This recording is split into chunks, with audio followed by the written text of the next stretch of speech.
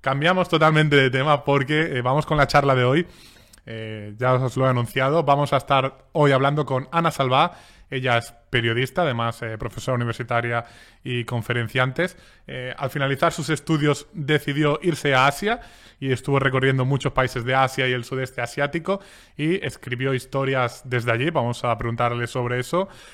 Actualmente colabora con Condé Nast Traveler en español, una publicación de gran prestigio con un gran número de millones de seguidores alrededor de todo el mundo, y además colabora con El Viajero de el periódico español El País. Y por si fuera poco, Ana Salvá dirige y ha emprendido su propia agencia de comunicación y contenidos. Se llama Coms Studio y lleva la comunicación de diversas empresas, emprendedores y gente que está empujando fuerte, como está empujando la propia Ana, que ya la tenemos aquí. Hola Mm. Ana, muy buenas noches, bienvenida. Hola, ¿qué tal, Enrique? ¿Cómo estás? Muy bien, tenía miedo de que martes y 13 pasara algo. Eh, Ya, vaya día, ¿eh? Yo también me he dado cuenta antes, ha sido como seguro que Enrique hoy me hace algo. No, a mí me han golpeado porque tengo, lo he dicho, unas décimas de fiebre y estamos con, ya sabes, toda la paranoia de tema COVID, pero como hay distancia social suficiente entre tú y yo, creo que vamos a poder hacer esta charla con seguridad, ¿no? Sí, porque ¿dónde estás tú ahora? Estamos emitiendo desde los platós centrales de casa de mis padres de aquí de Valencia. Perfecto, pues yo estoy de Barcelona, seguro que el COVID no nos pilla Vale, cerca, distancia. vale, pues tenemos yo creo que distancia más que de sobra. Eh, Ana, lo estaba comentando que acabaste periodismo y cogiste un poco la mochila, imagino, o una maleta modestilla y te fuiste a Asia y recorriste primero India, luego China y finalmente te afincaste en Tailandia. ¿Qué te empujó a irte hacia allá? Bueno, en realidad además son momentos separados. Yo cuando estaba estudiando en la universidad tenía súper claro que quería ser reportera, pero casi todas las asignaturas, la programación, los compañeros querían dedicarse mucho al tema del periodismo más corporativo. Entonces, yo es algo que sí tenía muy claro, no tenía muchos referentes que seguir, simplemente pues muchas ganas de viajar, conocer cosas. Sí. No sé qué me gustaba más, el periodismo o viajar o el periodismo. Entonces, mi último año estuve pues recogiendo todo el dinero que podía para irme fuera y cometí mi primer error profesional porque propuse a un periódico local escribir una columnita en mi viaje en la India, etcétera. Me dijeron que sí, pero obviamente pues el problema fue que no cobré por mi trabajo, así que a los 3 meses tuve que volver a España. Entonces volví con muchas experiencias y con un currículum sí, pero obviamente tuve que volver a trabajar para poderme volver a ir. Entonces el siguiente viaje que hice fue a Palestina y Marruecos y me di cuenta que tenía que profundizar un poquito más si quería ser reportera internacional, que me faltaba mucha base, necesitaba conocer un poco de más de historia, de política internacional, etcétera, y hice un máster de historia del mundo, que era un máster casi de jubilada. O sea, es que máster en historia del mundo. Parecen un poco, con todos los respetos, los fascículos estos de monta tu propia historia del mundo en semana a semana. No, total, Pero muy además. chulo, muy chulo. No, era chulísimo, me lo pasé muy bien, pero bueno, era un máster para gente que quería doctorar y quedarse en la facultad como profesor. Y yo, pues realmente quería irme de viaje, ¿no? Y hacer una vida de reportera, pero bueno, de verdad que lo disfruté muchísimo.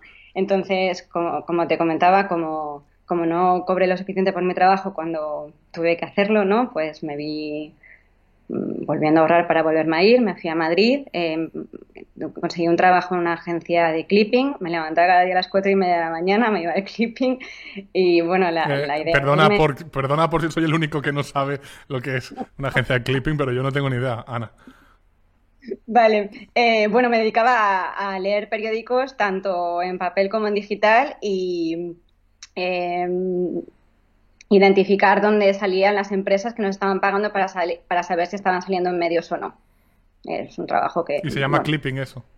se llama clipping, Vale, sí. pues Es un oye, trabajo chicos, que no tiene nada, digo que no tiene nada de malo. no, no, Digo que no era lo que quería hacer, claro. pero después de la agencia de clipping, además, como no cobraba lo suficiente y me levantaba a las 4:30 de la mañana para irme a trabajar, luego hacía el proyecto del máster y era pues un cacao, me pagaban incluso mejor. Además, me fui a vender gafas de sol al Corte Inglés de la Puerta del Ah, Sol. mira, Sí, sí.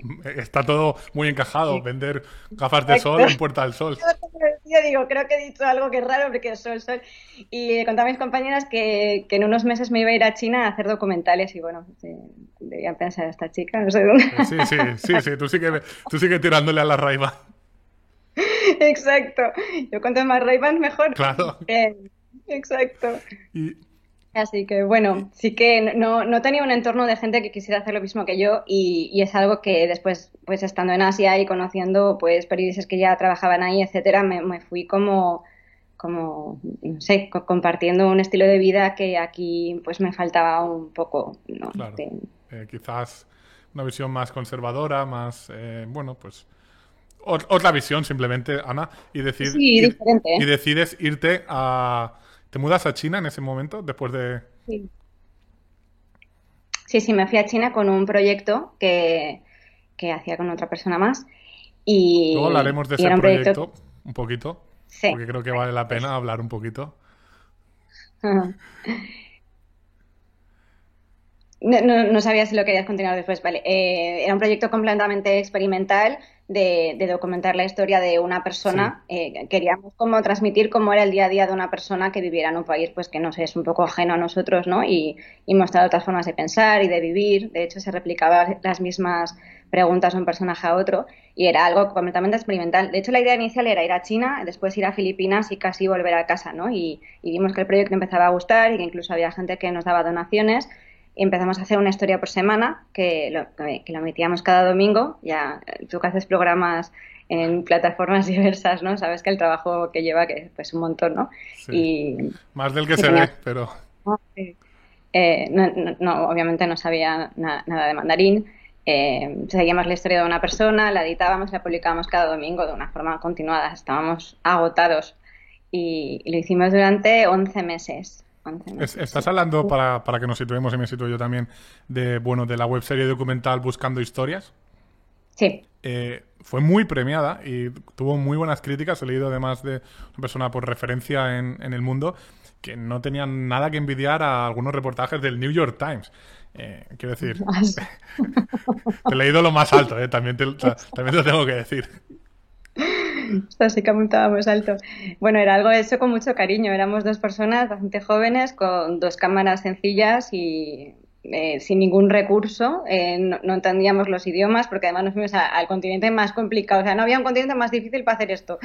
Eh, y además, pues no tenía experiencia tampoco como periodista, ¿no? La fui ganando sobre el terreno, pero sí que era algo que hacíamos con un amor increíble y si en algún momento la web funcionó muy bien era por el cariño que le poníamos y el trabajo era nuestra vida, completamente. Ana, contabais historias de gente pues anónima en vuestro blog. ¿Recuerdas alguna historia que así pueda merecer la pena de compartirla con nuestra comunidad? Pues, a ver, había historias súper diversas. La que más éxito tuvo, que no es la que más tampoco, ¿cómo decirte? Para mí cada persona que entrevisté era un trocito de mi corazón, ¿no? De alguna manera, pero la que más éxito tuvo fue de una tatuadora de 93 años que vivía en el norte de Filipinas y, bueno, pues las características que tenía la historia pues fue como la más, ¿cómo decirte? La que más... La que más llamó la Claro. atención, ¿no? Esta historia la conocimos porque nos alojábamos en un hostal en Manila y había un chico que llevaba un tatuaje ensangrentado, totalmente y bastante peculiar, y le preguntamos, oye, pero esto, ¿qué te has hecho, no? No, es que he conocido a una señora de 93 años que está en un pueblo en el norte y le pedimos a él que nos acompañara. Y fue un viaje bastante largo hasta ahí.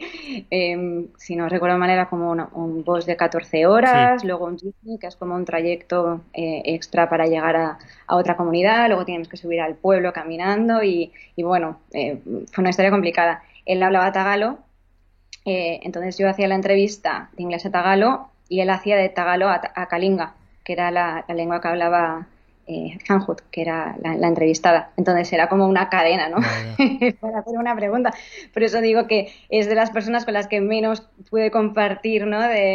Como había tanto intérprete por en medio. y que recuerde con más cariño por la cercanía, no por el personaje ni mucho menos, fue un pescador que conocimos en Filipinas, en una playa. ¿En qué Y, isla de Filipinas? Porque este tema me lo sé. y- bueno, estaba en el Nido, Ah, en en el el Nilo. norte de Vale, vale. Pakistán. Sí. Y coincidió además estar con él con las fechas navideñas y nos invitaron a estar en casa. Yo celebré mi cumpleaños con su familia y después de hacer la historia en el que compartimos muchas cosas, nos fuimos a pescar con él muchas veces, hablaba inglés, que eso también ayuda a crear mucha cercanía. Pues creamos un proyecto para que nuestra historia pues pudiera servir también para que si alguien va al nido y quiere pues vivir una experiencia y quiere ir a pescar con él, que fuera una fuente de ingresos extra, pues que además de pescar, que no le funcionaba demasiado bien en ese momento por diferentes circunstancias, Claro. pues que pudiera subirse al barco y ayudarle económicamente a la familia, etcétera. Y hicimos un proyecto que se llamaba Fish with Romeo, que yo creo que aún está disponible en Sí, internet. o sea, qué chulo. Ya he ido, Y pero sí, igual a Filipinas sí que volvería. Eh, Ana, voy a dar paso a publicidad un momento. No, es broma. Tenemos un poco de desfase entre tus... no recuerdo esto, ¿eh? Tenemos un poco de desfase entre lo que dices y lo que se mueve en tus labios. Entonces vamos a volverte a llamar y así pues Vale, eliminamos ese desfase y es mucho más cómodo para todos, ¿vale, Ana? perfecto. Venga, gracias. Te vuelvo a llamar.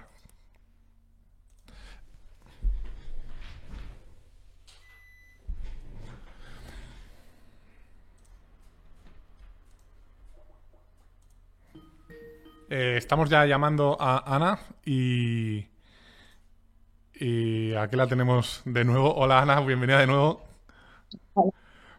Para que veas lo que estamos creciendo, ya metemos hasta publicidad. ¿Has visto? Yo pensaba, igual va a poner un vídeo o algo. No, no. Simplemente, pues nada, es un poquito más cómodo si vamos audio e imagen pues encompasados, ¿no? Eh, acabaste, o dejaste el proyecto de webserie documental y trabajaste para muchos medios o hiciste colaboraciones con bastantes medios publicando realmente sobre la región de Asia y el sudeste asiático, ¿no, Ana? Sí, así es. Estuve en el proyecto Buscando Historias 11 meses.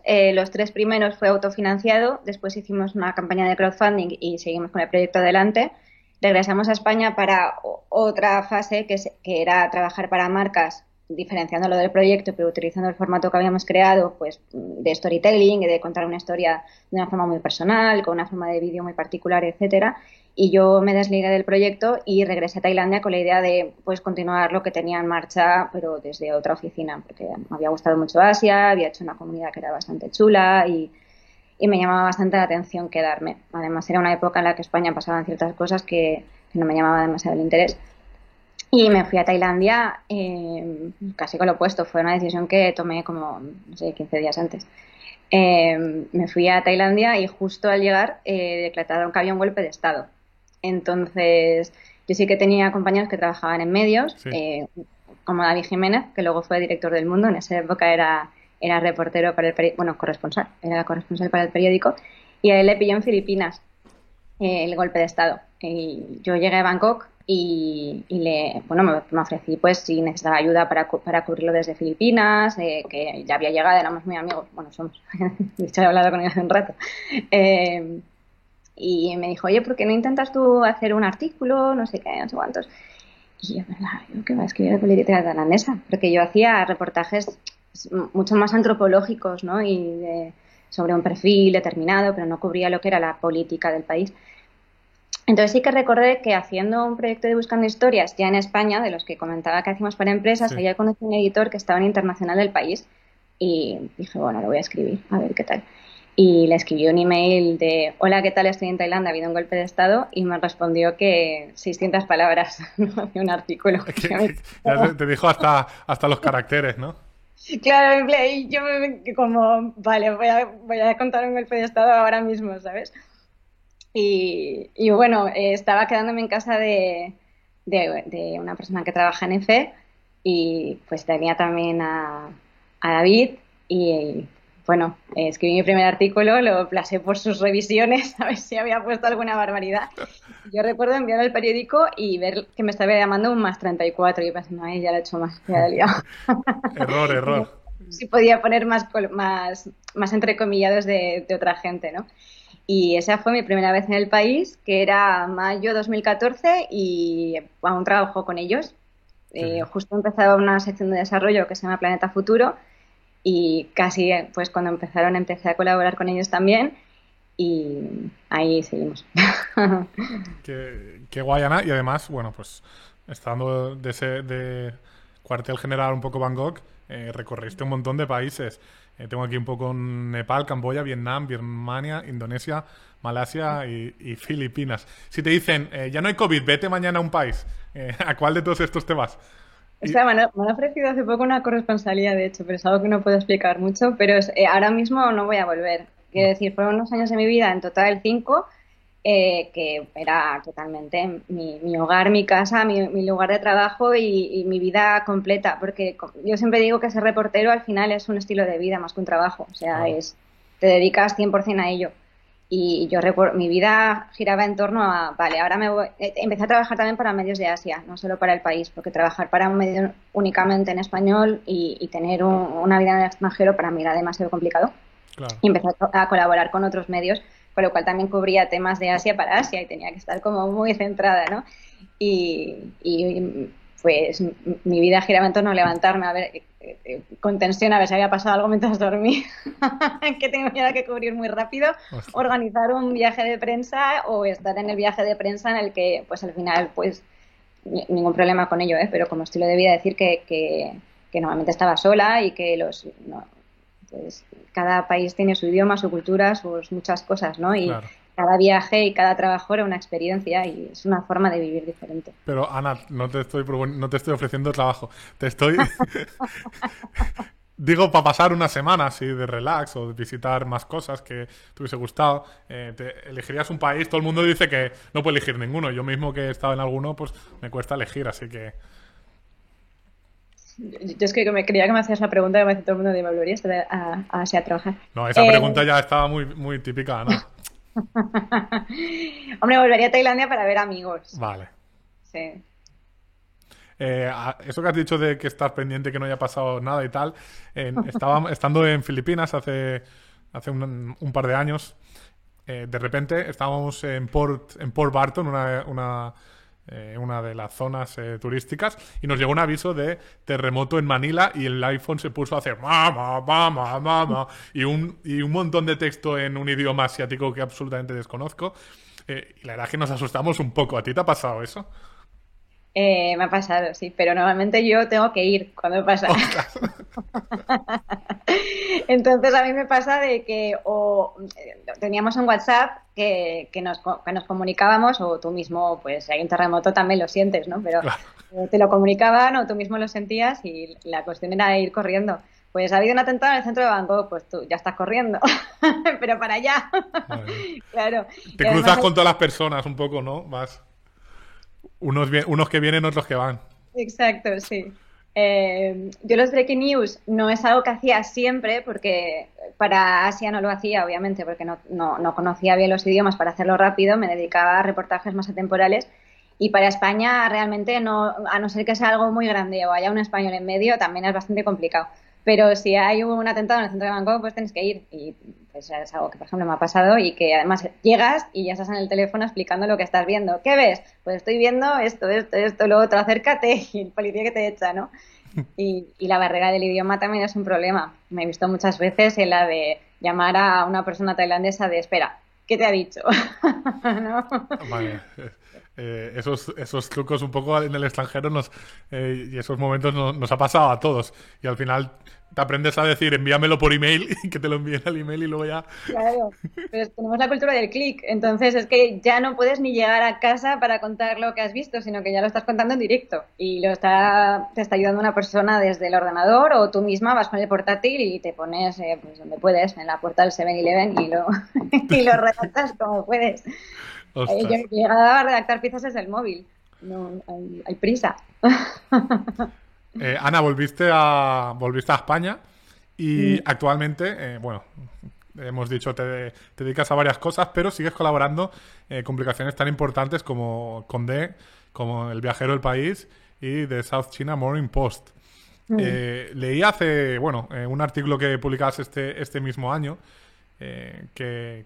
pues mucha gente puede decir, bien, hablar de artículos sobre el turismo y tal y cual, pero tocas también temas sensibles como es el tema de la mutilación genital femenina, que sorprendentemente sigue ocurriendo en un país como Singapur. Sí. A ver, me identifican muchas veces con periodista de viajes, y si bien es cierto que ahora mismo redacto bastante contenido de viajes, porque además vivo en España y no, que debido al COVID no salgo tanto, ¿no? Siempre intento que las historias que escribo pues al menos te transmitan un poco de la cultura del sitio o qué sucede, porque yo creo que cuando viajamos no es solo irnos a una playa diferente, ¿no? Sino que es vivir en una cultura distinta, y tenemos que aprender a saber cómo viven, ¿no? E incluso para ser respetuosos con lo que ves y con lo que haces. Y la pieza que me comentas de la mutilación genital femenina, Sí.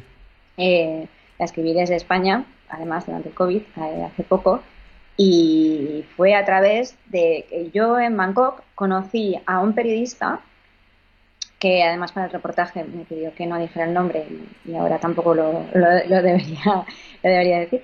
Era un periodista que vivía en Singapur, es musulmán malayo, y me contó que había mutilado a su hija y que si tuviera otra no volvería a suceder. Y yo me quedé con esta historia en la cabeza durante mucho tiempo, y cuando vi la oportunidad de poder hacer el reportaje, pues le volví a contactar de nuevo. Pero saben que conocí pues de una forma súper casual, no sé cómo llegamos a hablar de esto, y sí, me contó esto que llama bastante la atención, ¿no? Porque en un sitio como Singapur, luego cuando pones a pensar, vale, si hay una población malaya musulmana bastante grande o mediana, pero sí, es algo que se me quedó, que me llamó muchísimo la atención, y que sí. Y le seguiste la huella a la historia, ¿no? Exacto, sí, le conocí como 3 o 4 años antes de escribir el artículo. Volví a contactar con él y escribí la pieza. Ahora con el COVID, como no podemos viajar, los periodistas tiramos, ¿no? de donde podemos. Tiramos de contactos, ¿no? Del pasado, de la era jurásica, si hace falta. Exacto. Sí. Y las historias salen a veces de lo más inesperado. Me acuerdo una historia que publiqué bastante, además, lo saqué en Susana Morning Post también, y lo saqué en El País, que fue tras ir a una exposición de los Gemelos Rojos en Camboya. Había unas fotografías que estaban firmadas por un nombre que camboyano no era. Entonces le pedí al archivo de documentación de Camboya pues por el nombre, y era si no recuerdo mal, era sueco. Era un sueco que durante la época de los Gemelos Rojos, es una guerrilla que estuvo a finales de los 70 en Camboya, y bueno, fue un desastre. Pues fue uno de los pocos extranjeros que tuvo acceso a Camboya durante aquellos años, y salió una historia súper chula. Y salió de una exposición de mirar los pies de foto, ¿no? Así que a veces no estás de viaje, o estás de viaje pero no estás como viendo organizaciones ni asociaciones, y salen historias que son bastante chulas. Qué guay. Y siempre llegando un poco y comprobando todo, inspeccionando, dándole una vuelta, es donde también pueden salir cosas, porque a mí, de hecho, en el poco tiempo que llevo haciendo el programa, pues me pasa. Guille Circo nos preguntaba si es mucho el porcentaje de mujeres que se mutilan en Singapur, o si es un tema que es tabú y es bastante difícil, imagino, llegar a alguna cifra medio fiable. Yo no encontré informes que estuvieran publicados. Sí que es algo que sucede únicamente con la población musulmana malaya. ¿No? Sí. Y dentro de esa comunidad pues habrá un porcentaje, ¿no? Sí que encontré una chica que hacía una tesis doctoral sobre este tema, que además ella había sido mutilada y no lo sabía, y se enteró unos años más tarde, bastante ya adulta. Para su tesis había utilizado unos datos de UNICEF que no habían sido publicados. Entonces sí que hice referencia en el reportaje diciendo pues que esta persona que hace una tesis pues me había facilitado unos datos. Pero de organizaciones no tienen una estadística, porque es muy difícil de rastrear. Pero sí que cuando entras dentro de la comunidad malaya y empiezas a preguntar, pues es algo que salen muchas historias, y que aparece como que entre las familias no es algo que sea muy complicado de señalarte con quién puedes hablar. Claro, o sea... Pero con siempre es más complicado. Si no te apoyas en una organización, al final no consigues los datos, porque en Singapur no está prohibida este procedimiento, ¿no? No está prohibido. Pues sí que vamos bien. Mm. Ana, también escribes de temas bueno, pues de concienciación en torno al turismo y en torno a los viajes. Y escribiste un artículo, pues cambiando un poco obviamente, Mm. de temática, sobre la cantidad de plásticos que se utilizaba en los buffets de los restaurantes para Mm. protegerse del COVID. Y enseñaste un vídeo que lo grabaste tú mismo, como Mm. cada loncha de jamón york iba envasada en un súper envoltorio con su tapa de plástico, etcétera. Eh, y mira si fue extravagante que te dio para una historia y un artículo en Condenas Traveler, ¿no? Mm. Sí, es lo que te decía, que al final cuando estás en la onda de escribir historias, pues vas a un hotel, ves una cosa, vas al otro sitio, ves la otra. Y esta fue uno de los primeros hoteles que fui después de la pandemia, que me fui al desayuno del buffet y parecía una broma. La loncha había, pero es que además era una caja de plástico completa y un cartón debajo, parecía una broma.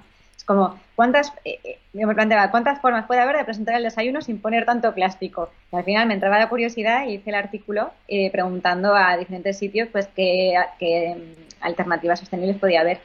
Y, Ya ha quedado y es un una de estas artículo, historias que salían un poco sobre la marcha también. un artículo chulo y adaptándose un poco a la situación.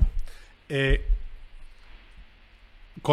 bueno, compaginando estas colaboraciones con estos medios, emprendiste bueno, ahora nos dirás cuándo exactamente, tu propia agencia de comunicación y contenidos. Se llama Coms Studios y llevas a empresas, emprendedores, autónomos. Ana, ¿cómo decides empezar este proyecto y emprender?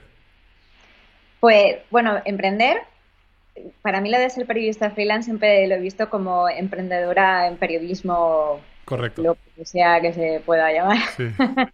Así que, bueno, la parte de ser emprendedora ya estaba ahí. Bueno, suena fatal dicho así. Bueno, el caso que durante la cuarentena,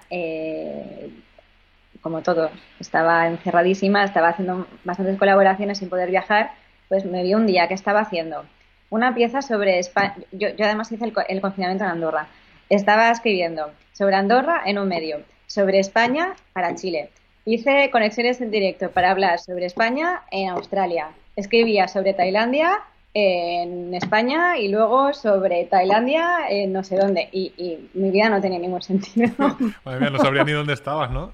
Mi vida no tenía ningún sentido. Y al final, entre los cambios horarios y el no sé qué y no sé cuántos, me veía de sol a sol todo el día en un ordenador y yo pensaba, de este confinamiento me sale me sale alguna idea para no estar siempre dependiendo de cambios horarios, de lo que pasa en este país, lo que pasa en el Claro. otro y tampoco, cambiar de profesión no es una opción porque me gusta mucho el periodismo, así que creé esta agencia con la idea de poder compaginar pues lo que escribo para medios un poco más reducido y hacer otra cosa pues que sea como un poco más organizada.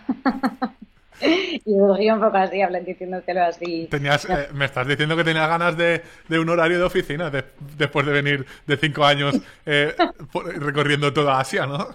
No, de un horario de oficina no. Necesitaba un trabajo con el que yo me pueda coger mi ordenador y estar en cualquier sitio, pero que sea un poquito más ordenado de lo que estaba en ese momento, porque yo ahora mismo mi sede no está en Tailandia, está en España, pero tampoco escribo sobre España, a no ser que hable sobre algo de turismo, entonces estaba un poco desorganizado durante el COVID estas cosas. Claro. Entonces yo necesitaba algo que yo pueda seguir siendo independiente en cuanto a movimientos, porque, como te he dicho, para mí no sé qué más importante, el periodismo o moverme. Yo creo que si no me puedo mover, no sé si dejo el periodismo. Lo tienes todo muy ligado, eso muy, muy ligado. Sí, bueno, hace poco una persona que conocí me explicó que todos tenemos una razón de ser y luego tenemos unos objetivos. Pues mi razón de ser es esta, es ser independiente. Entonces luego pues los objetivos te los vas amoldando, ¿no? Claro, vas jugando un poco, depende de las circunstancias, un poco más arriba, un poco más abajo y tal, pero Exacto. desde la libertad. Van en evolución, ¿no? También con la Sí. edad, con la situación personal, va como amoldándose un poco. Llevas a mucha gente destacada en su ámbito, como me gusta decir a mí, que no tiene por qué ser famosos como el sentido de la palabra entendemos.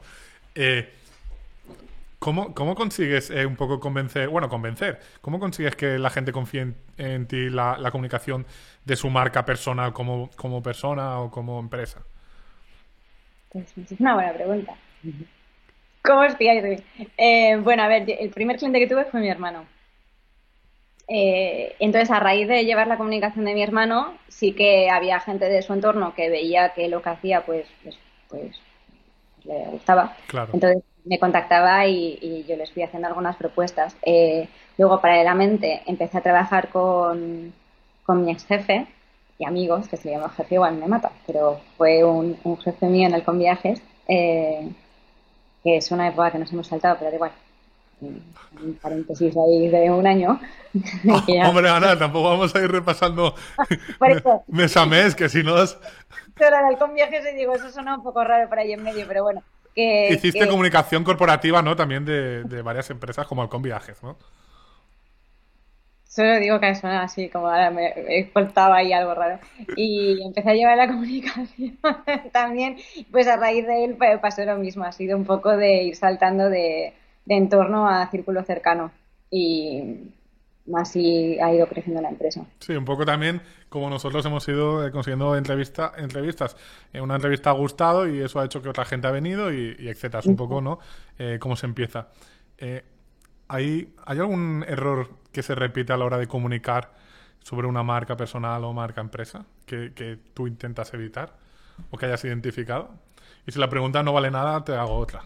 Buena pregunta. Yo creo que Yo creo que el problema muchas veces no es cómo comunican, sino que no tienen tiempo de comunicar. Entonces, pues hay muchos proyectos que son chulos Claro. o que no llegan a ningún puerto porque no hay una persona que va detrás, ¿no? Pues dándole un poquito de forma o, pues sacándolo de la empresa hacia los medios, ¿no? Yo creo que es básicamente eso, la falta de tiempo. Sí. Eh, en el chat nos preguntan que cómo puede quedarte neutral una entrevista si uno siempre tiene un poco de prejuicios, ¿no? Nos lo dice Manuel Classens, es de Bélgica y le perdonamos un poco la redacción en español. Mm. ¿Cómo puede quedar neutral O no, o sea, claro, una persona profesional da una entrevista, es importante que, pues quizás no se vaya mucho, a lo mejor por el tema político, que puede ser polémico y tal, y a lo mejor le puede perjudicar más que beneficiar. Aquí estuvimos hablando con algún grupo de música que se posicionaba políticamente claramente y nos decía que cada vez que lo hacía, los seguidores le bajaban, pero lo hacían por convicción.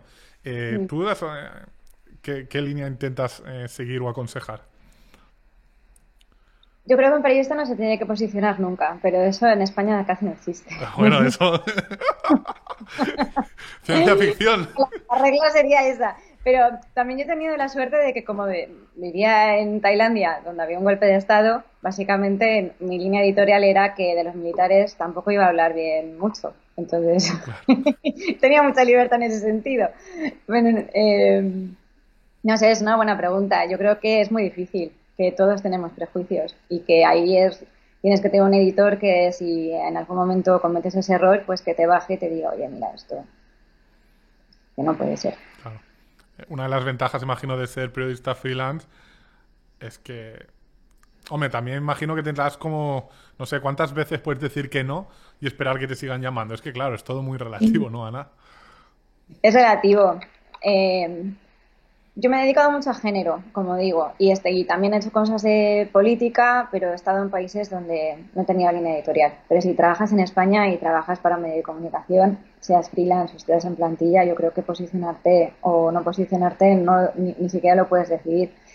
No sé si de la firma hacia abajo lo escribimos los periodistas, pero de la firma hacia arriba lo decide el periódico. Claro. Entonces, mucho que a veces quiera ser neutral. Yo recuerdo un reportaje que escribí que era sobre un grupo de mujeres que pedían la pena de muerte para los violadores en Tailandia y entrevisté a una mujer que había sido además Miss Tailandia no sé qué año, no recuerdo, y escribí la pieza y el titular que me pusieron, porque me lo cambiaron, fue Miss pena de muerte en Tailandia. Entonces, pues a partir de que leas el titular y es que ya no va para abajo, Madre y es mía. que tú no lo has decidido, ¿no? Entonces, aunque seas un periodista independiente, hay una línea editorial y al revés, ¿no? Y por mucho que seas independiente, pues también creo que hay un trabajo que tiene que hacer el periódico, pues de revisar de que tenga una coherencia, un sentido, ¿no? Claro. Que al final es un trabajo en equipo, de alguna manera. O debería serlo, no siempre lo es, ¿eh? También por países hay bastante diferencia. Cuando trabajas, por ejemplo, con Al Jazeera, tú envías tu reportaje y se llama borrador, no hay otra opción, y te lo devuelven, pero que quieres llorar y dedicarte a otra cosa. Gracias que te conserven el nombre, ¿no? Pero quieres dedicarte a otra cosa. Yo recuerdo que me llamaran por teléfono, me preguntaran la edad y los detalles de cómo era la persona que he entrevistado por si era mentira. Y me ha pasado en otros países, pues que he enviado la pieza y me han pegado. Ahí. No me han hecho ninguna pregunta, ¿no? Ya, Entonces también depende un poco del periódico. claro. Y supongo que tú también tomarás nota, ¿no? Y ya un poco intentarás elegir ahora que tienes, supongo que tendrás más libertad, porque el crear tu propio negocio pues te habrá traído pues mucho tiempo que dedicarle, pero también quizás te haya traído un poquito más de libertad para incluso ser un poquito más de selectiva de qué tipo de artículos quieres escribir y cuáles no tienes necesidad y no los escribes, ¿no, Ana?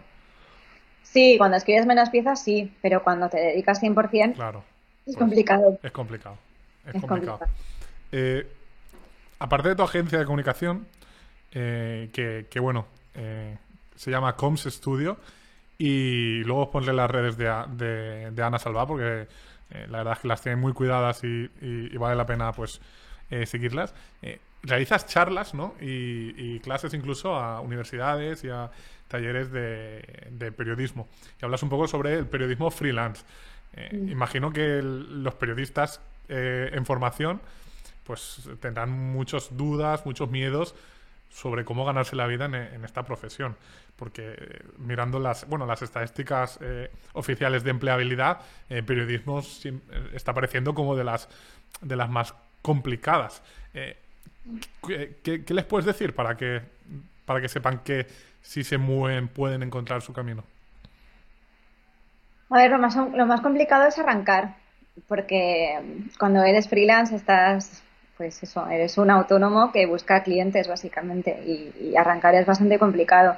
La era de los corresponsales ha terminado, básicamente, entonces si quieres dedicarte al periodismo internacional casi te lo tienes que montar tú sola y ver por dónde encuentras el hueco. Y yo mi consejo sería, o lo que creo que es más sencillo, es elegir una región geográfica y dedicarte a ella, porque saltar de un país a otro, si quieres viajar es una cosa, pero si te quieres dedicar a cubrir una zona, si un día estás en Nairobi, al día siguiente estás en Bangkok, al final no conoces nada de ninguno. Entonces, si resides en un sitio y te haces tu pequeño ecosistema, ¿no? Y al final Y tus pues contactos y...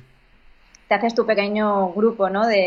Pues, si un investigador saca un informe, pues te conoce y te lo envía bajo embargo para que tú puedas proponerlo antes a tu editor de que salgas. Si vas a una reunión de no sé qué, pues vas a conocer a otro activista que conocerá a otra persona y contactará contigo. Al final es como una rueda, ¿no? Entonces, para hacer que gire, creo que cuanto más pequeño es el lugar en el que estés, que pequeño, por ejemplo, si hablamos de Asia, pues yo elegí el sudeste asiático, ¿no? Y otra persona ha elegido Asia Oriental y otra a lo mejor ha elegido el sur de Asia, ¿no? Pues pequeño no es porque son territorios grandes, ¿no? Pero al final que tú cada día te empapes de ese sitio, de que intentes saber las cosas de ese sitio, yo creo que es lo más fácil. Porque si siempre vas dando saltos, al final nadie te ubica, es complicado hacer como un seguimiento, no sé. Creo que es más fácil para hacer una carrera.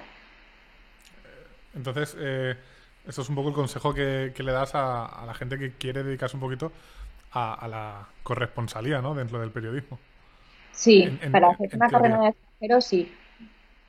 Otra forma de viajar haciendo o contando historias es crear un proyecto propio, autofinanciarlo, o pedir una beca, hacer una campaña de crowdfunding. Hay muchas formas, ¿no? Pero lo que es la corresponsalía para medios, no sé si se puede llamar corresponsalía o colaborador de medios Sí, o es que el tema del corresponsal y el periodista independiente es que el corresponsal pues es el que el periódico le paga el sueldo, los viajes a España, el traductor, ¿no? Y luego está los periodistas independientes, que es lo que hay ahora por todas partes, que es el que no habla tailandés y se va acá al atentado con el teléfono, ¿no? Entonces por eso lo intento separar un poco. Para ser corresponsal creces en el periódico hasta que el periódico te destina, ¿no? Y la otra forma es crearte tu propio territorio y vender tus temas a un periódico con el que establezcas una colaboración, Claro. que puede ser continuada o diaria, incluso. Porque los corresponsales, en el sentido clásico que conocemos, la gente se imagina que tiene vidas casi de embajadores, en el extranjero. En, Lorenzo Milá, por ejemplo, que ahora está en Roma, o Pelayo, que antes estaba antes que él. Claro, esa gente, pues, se lo ha ganado esa posición, pero la gente que empieza, pues, tiene que empezar, obviamente, desde cero.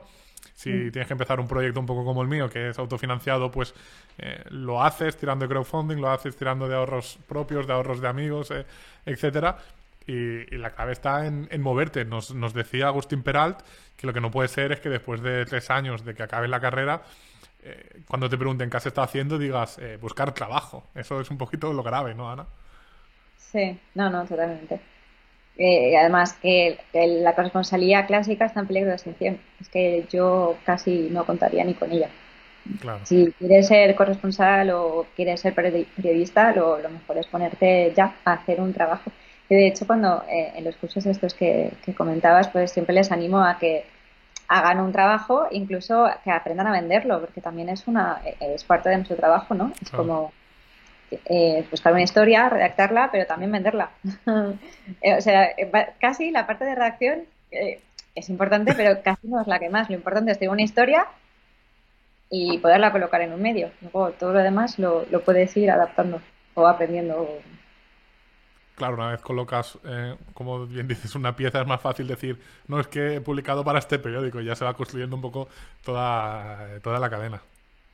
Sí, sí. Ya te digo, la primera vez que escribí sobre el golpe de estado de Tailandia, era como, ¿y ahora qué pongo aquí? Yo Pero me acuerdo que las primeras veces que escribía para el periódico me daba una vergüenza sí, pero horrible. yo creo que en todas las Yo, profesiones un poco todo el mundo tenemos este síndrome del impostor, ¿no? De decir, pero ¿qué estoy haciendo yo escribiendo? ¿O qué estoy haciendo yo llevando la contabilidad de esta empresa? ¿O qué estoy haciendo yo, no sé, actuando delante de personas en un teatro, ¿no? y tardaba horrores en escribir al principio, pero tanto y volvía al principio, volvía para abajo y volvía para el principio.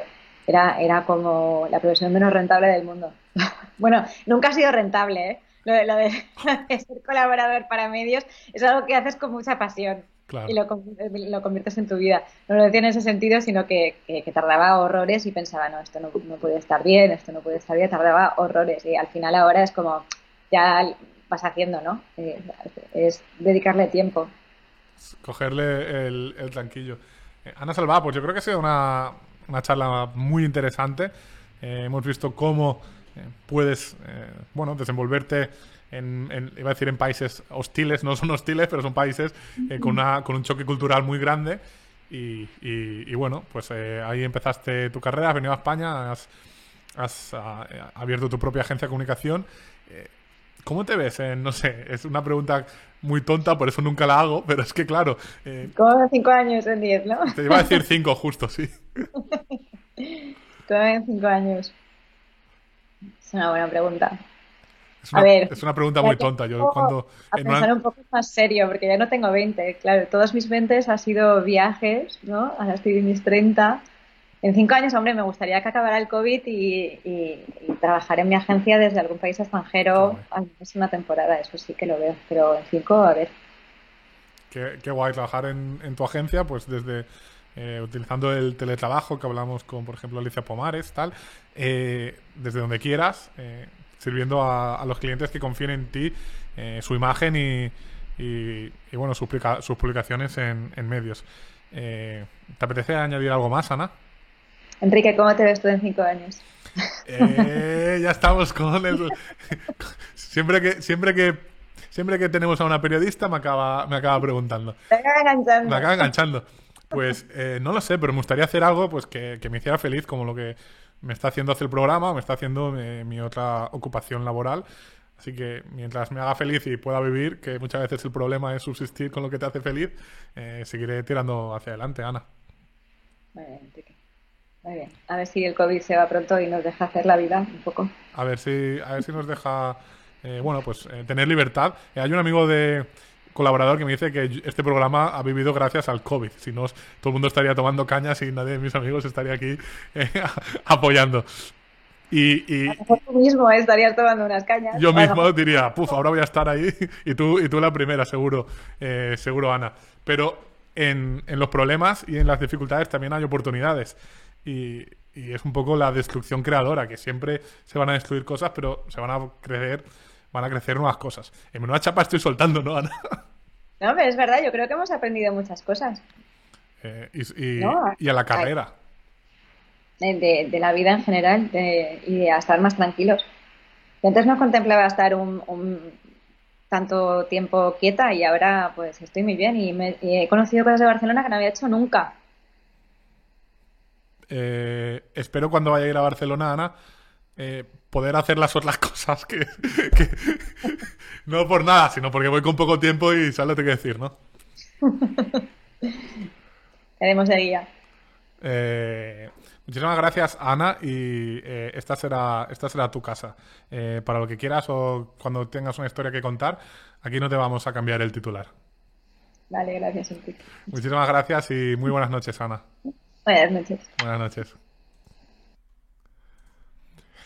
Bueno, teníamos esta charla con Ana Salvá, periodista, freelance, que obviamente se ha montado su propia agencia de comunicación para tener menos dependencia de esos artículos que escribe. Y la verdad es que Guille me dice que las preguntas de los periodistas te dejan siempre cao.